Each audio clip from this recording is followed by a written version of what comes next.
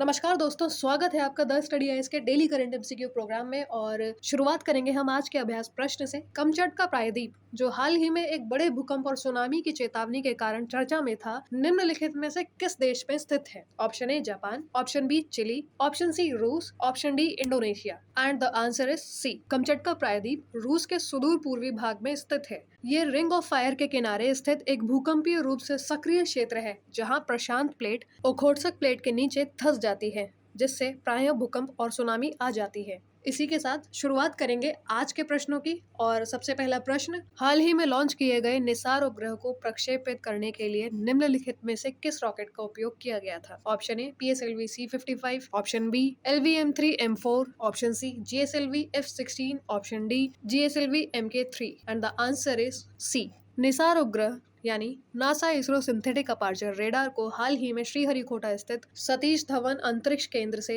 GSLV F-16 rocket के जरिए सफलतापूर्वक प्रक्षेपित किया गया। ये उपग्रह नासा और इसरो का पहला संयुक्त पृथ्वी निरीक्षण मिशन है। इस उपग्रह का वजन 2392 किलोग्राम है और इसे प्रक्षेपण के 18 मिनट बाद सूर्य समकालिक कक्षा यानी सन सिंक्रोनस ऑर्बिट में स्थापित किया गया। प्रक्षेपण यान GSLV F-16 को इस प्रकार के भारी पेलोड को इस कक्षा में स्थापित करने की क्षमता के कारण चुना गया था। निसार प्राकृतिक आपदाओं, पर्यावरणीय परिवर्तनों और फसल पैटर्न की निगरानी में मदद करेगा और ये उन्नत रेडार इमेजिंग के माध्यम से दिन और रात सभी मौसमों में काम करने की क्षमता रखता है। निम्नलिखित भारतीय स्वतंत्रता सेनानी में से कौन 1919 के जलियांवाला बाग हत्याकांड का प्रतिशोध लेने के लिए लंदन में माइकल ओ डायर की हत्या करने के लिए प्रसिद्ध हैं और बाद में इस कृत्य के लिए 1940 में उन्हें फांसी दे दी गई थी? Option A Bhagat Singh, option B Ram Prasad Bismil, option C Udham Singh, option D Chandrashekhar Azad. And the answer is C, शहीद ऊधम सिंह।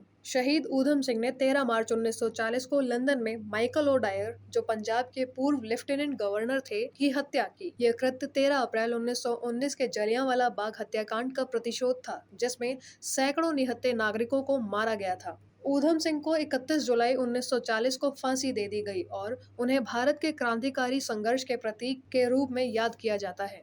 भारतीय संविधान के अनुच्छेद 356 के तहत किसी राज्य में राष्ट्रपति शासन के संदर्भ में निम्नलिखित कथनों पर विचार कीजिए। कथन 1, इसे प्रत्येक 6 माह में संसदीय अनुमोदन के साथ अधिकतम 3 वर्ष की अवधि के लिए बढ़ाया जा सकता है। कथन 2, इसे लागू होने के 2 महीने के भीतर लोकसभा और राज्यसभा दोनों द्वारा अनुमोदित किया जाना चाहिए। कथन 3, यदि किसी राज्य में संवैधानिक तंत्र विफल हो जाए तो इसकी घोषणा की जा सकती है। उपयुक्त कथनों में से कितने कथन सही नहीं है? ऑप्शन ए केवल 1, ऑप्शन बी केवल 2, ऑप्शन सी सभी 3, ऑप्शन डी कोई नहीं। And the answer is option D. कथन 1 सही है। अनुच्छेद 356 के तहत राष्ट्रपति शासन शुरू में 6 महीने के लिए लागू किया जाता है और प्रत्येक बार संसद की मंजूरी के साथ 6 महीने के अंतराल पर इसे 3 वर्षों तक बढ़ाया जा सकता है। कथन 2 सही है। उद्घोषणा के 2 महीने के भीतर लोकसभा और राज्यसभा दोनों द्वारा अनुमोदित किया जाना चाहिए, अन्यथा ये लागू नहीं होगा। कथन 3 सही है। राष्ट्रपति शासन तब लागू होता है जब किसी राज्य में संवैधानिक तंत्र विफल हो जाता है, जिसका अर्थ है कि राज्य सरकार संविधान के प्रावधानों के अनुसार कार्य नहीं कर पा रही है। डिजिटल पर्सनल डेटा प्रोटेक्शन अधिनियम 2023 के संदर्भ में निम्नलिखित कथनों पर विचार कीजिए। कथन 1, यह विधेयक सूचना का अधिकार अधिनियम 2005 में संशोधन करता है तथा व्यक्तिगत सूचना तक पहुंच को प्रतिबंधित करता है। कथन 2, ये पत्रकारों को डेटा प्रकटीकरण से संबंधित सभी दायित्वों से पूर्ण छूट प्रदान करता है। उपयुक्त कथनों में से कौन सा या से सही है या है? ऑप्शन ए केवल 1, ऑप्शन बी केवल 2, ऑप्शन सी 1 और 2 दोनों, ऑप्शन डी न तो 1 और न ही 2। And the answer is a. कथन 1 सही है। DPDP अधिनियम 2023 RTI अधिनियम की धारा 8 क्लॉज 1 क्लॉज J में संशोधन करता है, जिसके परिणाम स्वरूप व्यक्तिगत डेटा के आधार पर जानकारी का अधिक अस्वीकरण हो सकता है, जिससे पारदर्शिता प्रतिबंधित होती है। कथन 2 सही नहीं है। अधिनियम पत्रकारों को कोई व्यापक छूट प्रदान नहीं करता है। उनकी चिंता प्रतिबंधों से उत्पन्न होती है, विशेषाधिकारों से नहीं। निम्नलिखित सर्वेक्षणों व डेटा श्रृंखला पर विचार कीजिए। 1, राष्ट्रीय घरेलू यात्रा सर्वेक्षण। 2, सेवा क्षेत्र उद्यमों का वार्षिक सर्वेक्षण। 3, राष्ट्रीय परिवार स्वास्थ्य सर्वेक्षण। उपयुक्त में से कितने सांख्यिकी एवं कार्यक्रम कार्यान्वयन मंत्रालय के अधीन है? ऑप्शन ए केवल 1, ऑप्शन बी केवल 2, ऑप्शन सी सभी 3, ऑप्शन डी कोई नहीं। And the answer is B. NHTS को परिवारों के यात्रा व्यवहार का आकलन करने के लिए सांख्यिकी एवं कार्यक्रम कार्यान्वयन मंत्रालय द्वारा शुरू किया गया है। ASSE औपचारिक सेवा क्षेत्र के उद्यमों पर डाटा एकत्र करने के लिए सांख्यिकी एवं कार्यक्रम कार्यान्वयन मंत्रालय की एक आगामी पहल है। NFHS का संचालन स्वास्थ्य एवं परिवार कल्याण मंत्रालय द्वारा किया जाता है, न कि मॉस्पी द्वारा। अतः उपयुक्त में से केवल 2 ही मॉस्पी के अंतर्गत हैं। राष्ट्रीय सहयोग नीति 2025 के संदर्भ में निम्नलिखित कथनों पर विचार कीजिए। कथन 1, ये सरकारी समितियों के माध्यम से सहकार में समृद्धि को बढ़ावा देता है। कथन 2, यह केंद्र को सभी सहकारी समितियों पर पूर्ण अधिकार देता है। कथन 3, इससे सहकारी समितियों के माध्यम से कॉरपोरेट को कृषि में प्रवेश की अनुमति मिल सकती है। उपर्युक्त कथनों में से कौन सा या से सही है या है? ऑप्शन ए केवल 1, ऑप्शन बी 1 और 2, ऑप्शन सी 2 और 3, ऑप्शन डी 1 और 3। Answer D. कथन 1 सही है।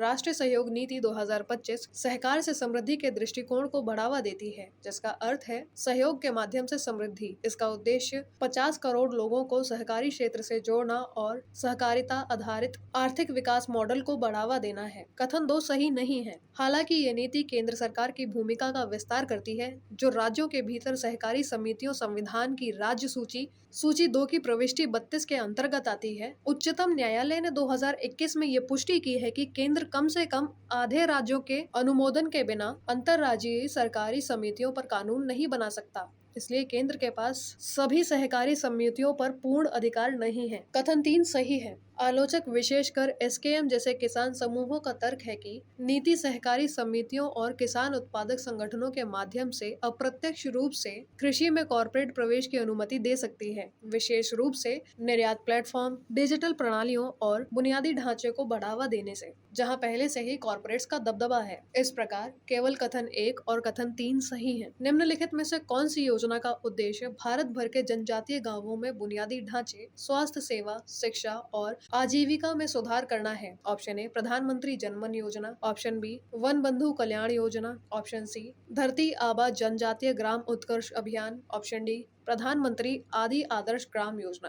Answer is C. Dharti Aaba जनजातीय ग्राम उत्कर्ष योजना जनजातीय कार्य मंत्रालय द्वारा 2 अक्टूबर 2024 को शुरू की गई एक नई पहल है, जिसका लक्ष्य 63,843 जनजातीय गांवों में स्वास्थ्य, शिक्षा, आजीविका और बुनियादी ढांचे में अंतराल को दूर करके 5 करोड़ जनजातीय लोगों को लाभान्वित करना है। निम्नलिखित में से कौन सा मत्स्य पालन क्षेत्र में भारत सरकार द्वारा हाल ही में उठाए गए उपायों का सर्वोत्तम वर्णन करता है? ऑप्शन ए ये 100% निजी निवेश के माध्यम से आंतरिक जलाशय मत्स्य पालन को बढ़ावा देता है। ऑप्शन बी ये EEZ में मत्स्य पालन में सुधार के लिए बॉटम ट्रॉलिंग की अनुमति देता है। ऑप्शन सी ये सतत गहरे समुद्र में मत्स्य पालन को बढ़ावा देता है और मत्स्य पालन की हानिकारक पद्धतियों पर प्रतिबंध लगाता है। ऑप्शन डी ये मत्स्य पालन विनियमन को पूर्णतः केंद्र सरकार को हस्तांतरित करता है। Answer C. भारत सरकार प्रधानमंत्री मत्स्य संपदा योजना और इससे पहले की नीली क्रांति जैसी योजनाओं के तहत संसाधन विशिष्ट गहरे समुद्र में मत्स्य पालन को बढ़ावा देती है। साथ ही मछली संसाधन और स्थायित्व बढ़ाने के लिए पोत उन्नयन, कृत्रिम चट्टाने, समुद्री पशुपालन और समुद्री कृषि के लिए सहायता प्रदान करती है। इसने विशेष आर्थिक क्षेत्र में बुल पेयर्स ट्रॉलिंग और LED लाइट मछली पकड़ने जैसे हानिकारक तरीकों पर भी प्रतिबंध लगाया है। समुद्री कछुओं के संरक्षण के लिए सभी तटीय राज्यों में कछुआ बहिष्करण उपकरणों का उपयोग अनिवार्य कर दिया है। चलिए अब देखते हैं आपका आज का अभ्यास प्रश्न। निम्नलिखित में से कौन सी प्रजाति हाल ही में मारियाना ट्रेंच की गहराई में जीवित पाई गई थी? ऑप्शन ए समुद्री tube worms, option B jellyfish, option C मूंगे की चट्टाने, ऑप्शन डी स्टारफिश। अपना उत्तर हमें कमेंट करके अवश्य बताएं। धन्यवाद। जय हिंद, जय भारत। डियर स्टूडेंट्स, हमारे चैनल को लाइक, शेयर, सब्सक्राइब करें और अपनी तैयारी को और बेहतर बनाएं।